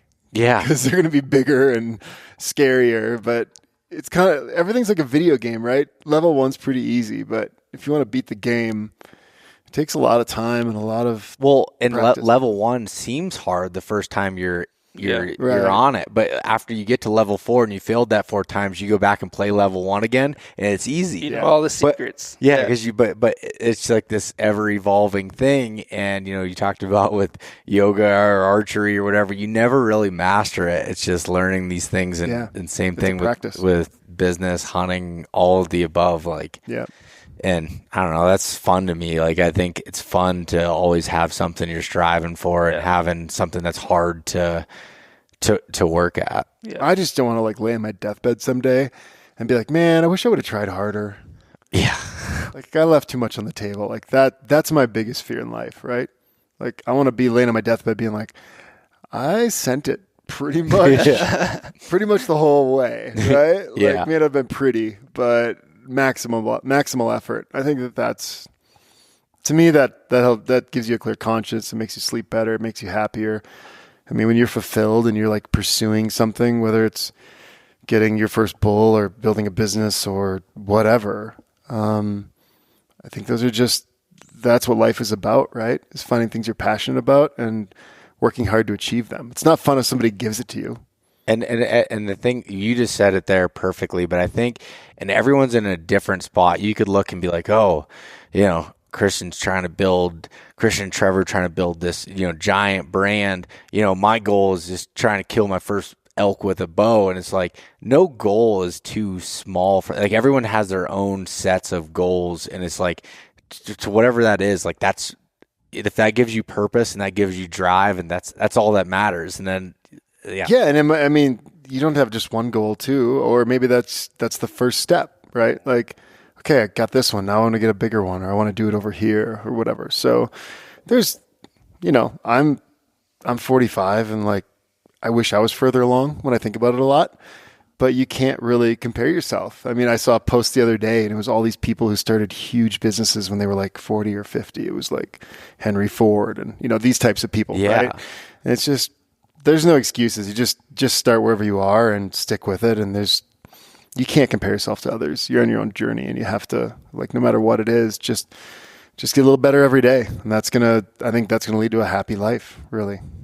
Yeah. Yeah, when it feels tough and you're down on yourself and things are shitty and you got problems, one of my business mentors back at Yeti back in the days told me, these are the good old days. Right now is the good old days. And he was exactly right, man. Like, we were all going through it. It was hard times, and we were struggling, and every day was tough, but you look back, it's like, dang, those were the good old days. Yeah, I think about that a lot at our office, like it's almost a clubhouse, right? Yeah, it's the good old days. It's not fancy at all, and everybody's in there. We don't have air conditioning, right? We got a swamp cooler blowing cold air on us, and like we're grinding, right? Yeah. And I'm sure someday we're going to have like a nice office, and it's going to be like, man, remember there's like 5 of us, and we'd like have Nerf gun fights, and it smelled bad. Baron was farting. Yeah, Baron was dropping bombs in front of the fan. Like, I mean, you're right. You're totally right, man. You gotta also really enjoy the journey. You can't just be focused on some sort of end result, because the journey's like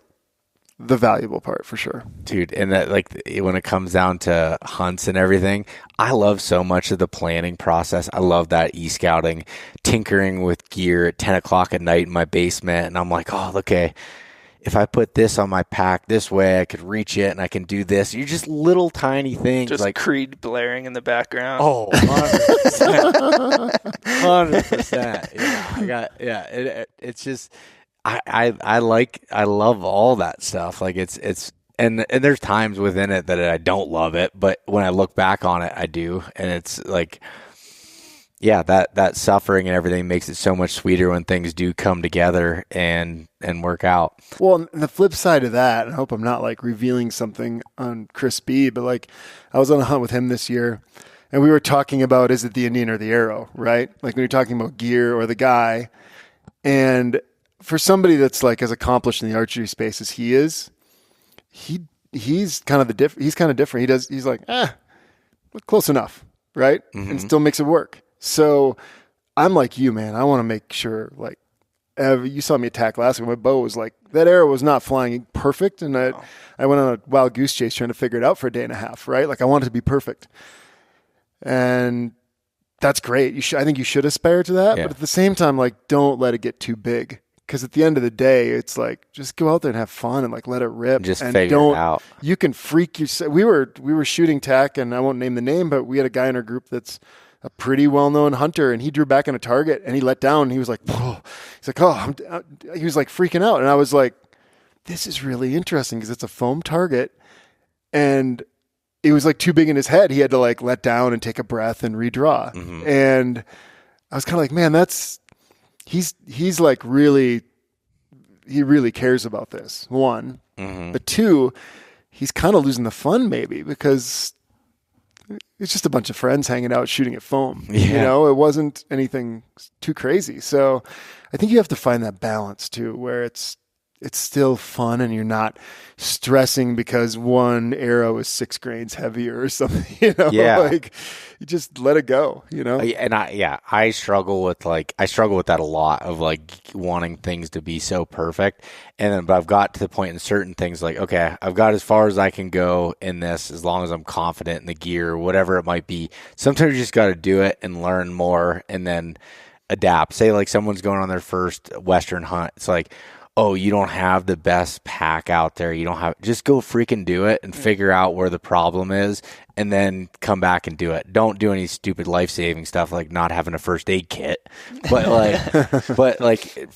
seriously, like, don't stress about all that stuff as much, and do as much as you can to get yourself going. But doing the things is what's going to help you learn what's actually wrong. Until you do it, it's Yeah, you're not going to know what kind of backpack you want or need for that until you go suffer through it and it sucks, and then you're going to know, okay, here's what I need for the next time. And also, perfection is the enemy of progress, right? You hear that all the time. Yeah. Like, you can make progress without being perfect. Barklow told me one time, he's like, I'd written a story for Field Ethos on when my dog almost died in the mountains, and I had a first aid kit but I didn't have what I needed. I didn't have a tourniquet.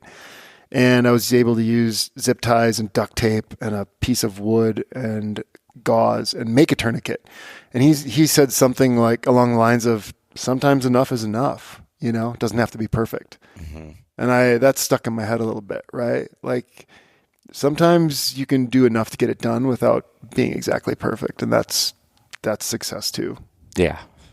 I agree with that. Now, I want to ask you one last thing, and before we end this, I want to ask each of you, I'm going to start with you, Christian. What is your personal first aid kit look like that you carry in your pack when you're hunting? Does it depend on the hunt, or how do you do that? Yeah, well, the first thing I will say is I tend to think in concentric circles, right? So you leave, like my home has a lot of stuff, right? Mm-hmm. I'm leaving home, so truck becomes base camp. I have a lot of stuff in the truck. From the truck, I'm probably going to a tent type situation, right? And then you have stuff there. And then you leave your tent and you're out hunting. What do you have on you? So I actually have like staged stuff. Yes. So that I can always get to a little bit better, but I'm not like walking around the woods with like 40 pounds of gear always. Like That's why we built the triage kit. I like the word triage because it's like, it's enough to get you chefed up to the next level, right? Mm-hmm. It's not like this is going to fix everything right now, no matter what, but it's like a lot of good stuff that can get you back to the next level. So, starting with on my person, I carry the triage kit, and we have a thing called a Slishman pressure bandage, which is like a tourniquet, but it does many other things too. It can work as an arm sling, or it can secure a splint next to your leg, or it can be a pressure bandage. So I carry that. It's like 130 grams. It weighs nothing. And I keep that in my pants pocket. You've got blister, like that's the thing I use the most is blister gels.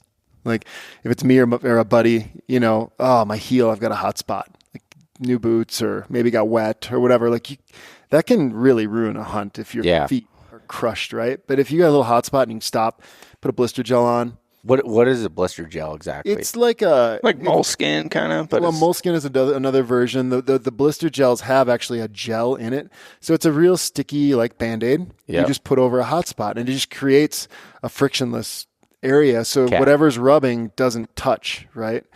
But like in that kit, you've got duct tape, baler twine, you've got Band-Aids, you've got some medicine. Just for whatever the little things are that come your way, or enough to get back to the next stage. And then usually at my camp, I'll take one of our first aid pros usually, which just has more stuff, right? And then back of the truck, I have a lot of stuff. And I always keep, it's not first aid, but I keep a ton of water and extra food in my truck, and layers and extra batteries and all those things, extra screws, like all those things. So it doesn't totally ruin your day. It's like, this broke, but I've got supplies just over there. So maybe I lose half a day. I don't lose 3 days. Yes. And so that's how I think about it. And back to your point about, is it dependent on the hunt or the location? Like, absolutely. I have a different kit for hot weather versus cold weather, for longer duration versus shorter duration. If I'm taking somebody with, I believe I have to probably watch out for and take care of, versus maybe I'm with somebody that is also experienced, maybe we split it up, right? So it's definitely something you talk about. We think a lot about, in our company, think about survival. Survival's like when the unexpected happens, right? You're driving down the road and something happens. You're walking down the street and something happens, and you want to react to that. When you're hunting, you know where you're going. You know how many days you're going to be in there. You should know enough information that you should be able to customize what you're taking, in my opinion. So that's how I think about it. Maybe it's more than most, but I think that's the right approach. Yeah, no, that was a great way of being able to explain it. The stepped approach of the different places. I mean, I have a certain kit in my house. I have a certain kit in my truck that has a lot of stuff, and the stuff I carry in the woods is a little bit less. And everyone like has their own little things. Like I've learned with when I had Lyme disease and my immune system went to shit, I get sick more often if I get run down. So I keep certain like cold medicines and stuff like that in my kit. Just a few of them just to get me through, and I'll have more that I keep at the truck. But like just little things, allergies, I'll have a couple allergy tablets in there in case I'm somewhere in whatever bush I don't know just destroys my allergies. Things like that to help, just something smaller in there. And I use Leuko tape a lot. For blisters and things along those lines, but I just add that to the triage kit. But I use that in the woods. Yeah, that's what I carry with me. But great. Yeah, mine's super similar to your guys. I use the staged approach too, but normally backpack hunting, like you're taking only what you need. I use the Uncharted triage kit, and then I have another little pouch with some other kind of miscellaneous stuff, some meds, and I get allergies as well, so Zyrtec, and I got eye drops in there because I'm always glassing in the wind and dust, and it's just so nice to refresh those bad boys every once in a while.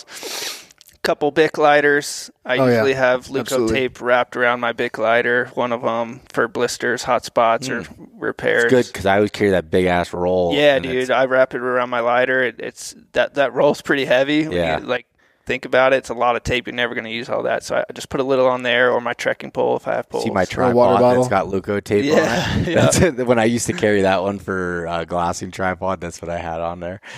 I got another big lighter. The other one has electrical tape on it for kind of gear repair stuff, my sleeping pad or tent or whatever, keep things waterproof and in good shape.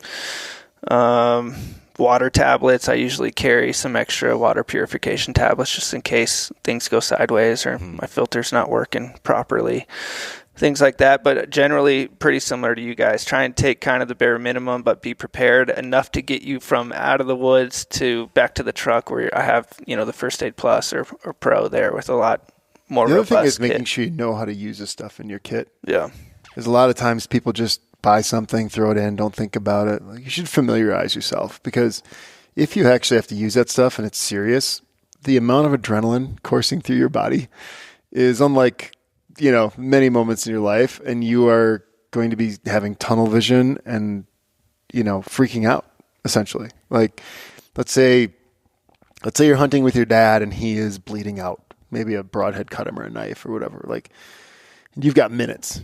Now, if you've looked through and you know where things are and you've at least thought about it, it's like watching the YouTube videos before you go. It's like, just familiarize yourself a little bit. We did Winter Strong this year, right? And they had a station where you'd run up and put a tourniquet on as quickly as you can. And I think just doing 2 or 3 reps of that would be potentially life or death in a real situation. Just being like, I've done this before. If you've never done it before, you're going to have so many questions, even if you're doing it right. So just take the time. It doesn't take a lot, but just familiarize yourself. You should be doing that if you're custom building your kit with, having the right stuff anyways. But I think that's another really important aspect. Yeah, knowing how to use it. A lot of times people carry a big kit with, they want to talk about if you have a collapsed lung and all this. That's there are not a lot of people out there that actually are going to be confident doing that on the side of a mountain to their friend. That's when I hit the SOS button. That's what that's for. Yeah. But and you should talk to your hunting partners that you're going with of what they're bringing too, because what you said about knowing who you're going with. I learned this before. We were in Alaska, and my camera guy Justin loved him to death. But I said something. He was like, he got sick on the trip, and I was like, "Do you have any cold medicine?" He's like, "No." I said, "Just out of curiosity, do you have a first aid kit?" He's like, "No, I know you're always prepared." I was like, "Dude, I have things set for a single guy. Right. If I use this, then I don't have enough for, if something happened to me." But that made me learn to ask those questions, ahead of time going into it. But, this scar I have on my knee here from when I stabbed myself when I was in Montana, you're talking about getting your heart rate up. I felt like I had things prepared. I know how to administer basic first aid. I cut myself. I stabbed through the pants. I saw the blood rushing out. I was like, okay.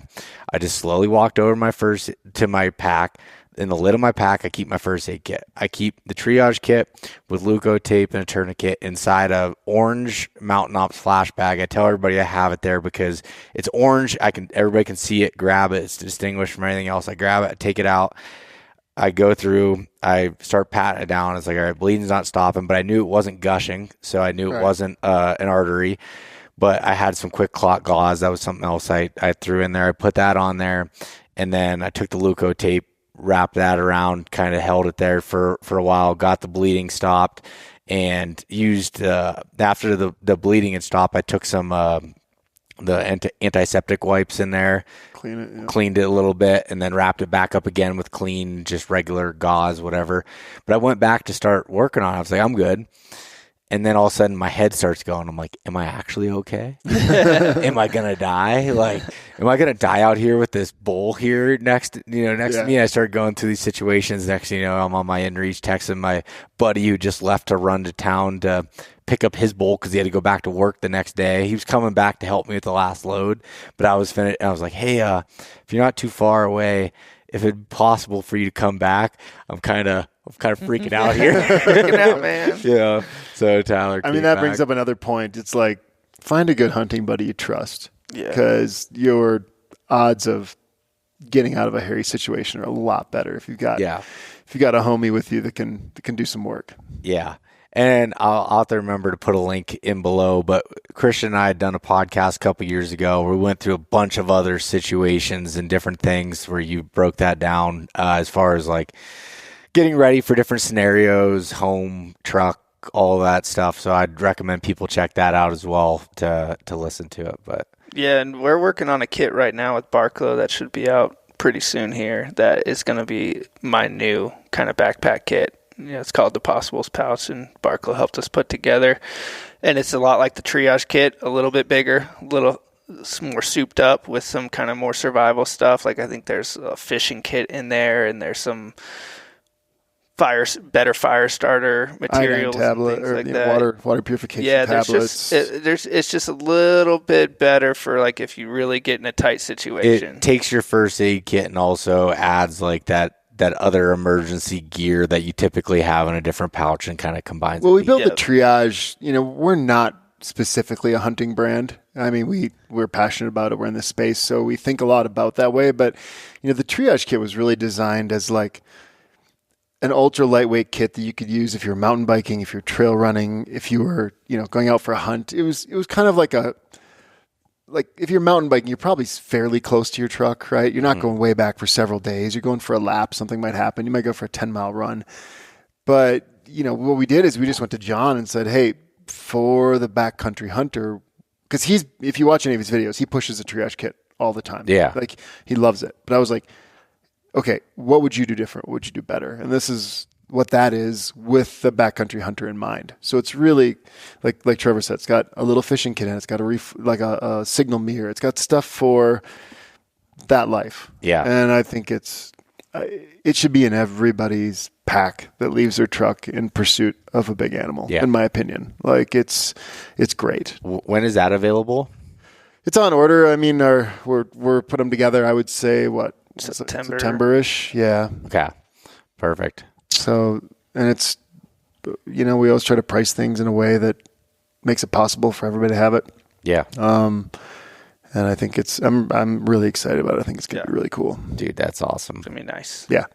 I'm pumped to see that. I love seeing the evolution of things and continuously tweaking and moving. Yeah, I think it's super cool. I love it. And, Christian, we talked about it always. I actually have a couple podcasts that are about like similar stuff. I did one with my buddy who's a chef, but he also is a medic in the Navy. And we talked about a lot of this stuff as well. And like, I've been bringing this up a lot, and it's not as sexy to talk about as, backpacks and some of this cool gear. But man, this stuff is what can keep you on the mountain longer when you run into those unfortunate situations that hopefully you never happen. But the more you put yourself in uncomfortable situations, the more likely something's going to, even if it's just a blister, things like that can ruin a hunt that you've spent all year thinking about. Well, and look, man, we're not not hunting 365 days a year. Most of us aren't. Like we're leading lives, and the world is changing, right? Like this doesn't just apply to hunting. But you talk about it not being sexy, and I agree with you. It isn't as sexy as like some cool new, like fun toy, right? A new bow. But what I think is cool, what I'm really passionate about is like we always say heroes and helpers. Like every movie you watch is, if it's Superman or the Avengers or whatever. I mean, it's people going out and helping people, right? Like that is like, in my opinion, that's like the highest form of being a good human, is like taking care of those around you and being able to do that because you took care of yourself. So whether you're hunting or just living life, you should be thinking about this stuff. You should practice these things. You should be somebody that can save the day if you're called upon. And that could be in the backcountry, or it could be at a stoplight that somebody ran through and somebody you don't know is bleeding out, and you can be the life-changing difference there before EMTs arrive, right? Like, I just don't know what's more powerful than that. If you can be that type of person. I mean, I remember Craig Francis when Bozeman had that really cold spell a couple of years ago. I tell this story a lot, but he texted me one day. He's like, dude, I'm just driving around jumping people's cars with the Zeus. It's awesome. Yeah. Like he was just going around the parking lots, finding people with dead batteries and like getting them going. Like, that's awesome, right? If we all operated that way, man, what a different world we'd be living in. Yeah. Yeah. I totally agree, man. Well, I think with that said, let's wrap this one up. And Christian and Trevor, first of all, thank you for coming on and talking. And Christian, thank you for opening up your house for me. You also said I'm welcome anytime, so I might not leave tomorrow morning. But I love it here. It's incredible. Park City's a cool spot. Not too cool. You don't want anybody. Yeah. There's already a lot. Utah sucks. Don't come here. I think the secret's out. I don't think. Yeah. Yeah. You don't think the podcast gonna change it? Thanks for having us, man. Yeah, appreciate it. But head over to unchartedsupplyco.com, or is that? unchartedsupplyco.com. And Uncharted Supply Co. Instagram, Facebook, all of the above, all the social channels there. I'll put links down below. People are like confused about what they should pack or whatever. We have 6 or 7 people on the team. Like, send us a DM, send us pictures of your setup. We'll help you. Yeah, I'd love to. And we always tell people we're not it's funny. People think oh, you guys are just trying to make money off of fear. Like, we literally have the exact packing lists for what we suggest on our website. You don't have to buy from us. The information's there and it's free. So if you want to do it differently or do it we're really mission based and we want to make a difference. So reach out, ask us questions. It'll get to Trevor and I if it's a hunting question, I'm sure. Yeah. And I enjoy that. I enjoy talking through problems with people and figuring out what they should use. And if I don't know, I'll put you in touch with somebody that does. Yeah. That's what we're trying to do. Yeah. I think it's awesome. And also you can check out, not all of it, but a lot of Uncharted Supply gear over at eastmeetswesthunt.com. I've got it in my gear shop now, so you can check out that stuff there. Feel free to shoot me any DMs about my specific setups, and maybe we'll work on a whitetail specific first aid kit here or something. That'd be sweet. Or just full on kit. Maybe we'll do that. Yeah, I like it. All right. With that said, thanks guys. I really appreciate it. Hey guys, thanks so much for listening. If you enjoyed this conversation, share it with your buddies. Leave us a rating, a review, and subscribe. If you want to check out more content like this, there's plenty in the links below. We truly appreciate having you guys along with us.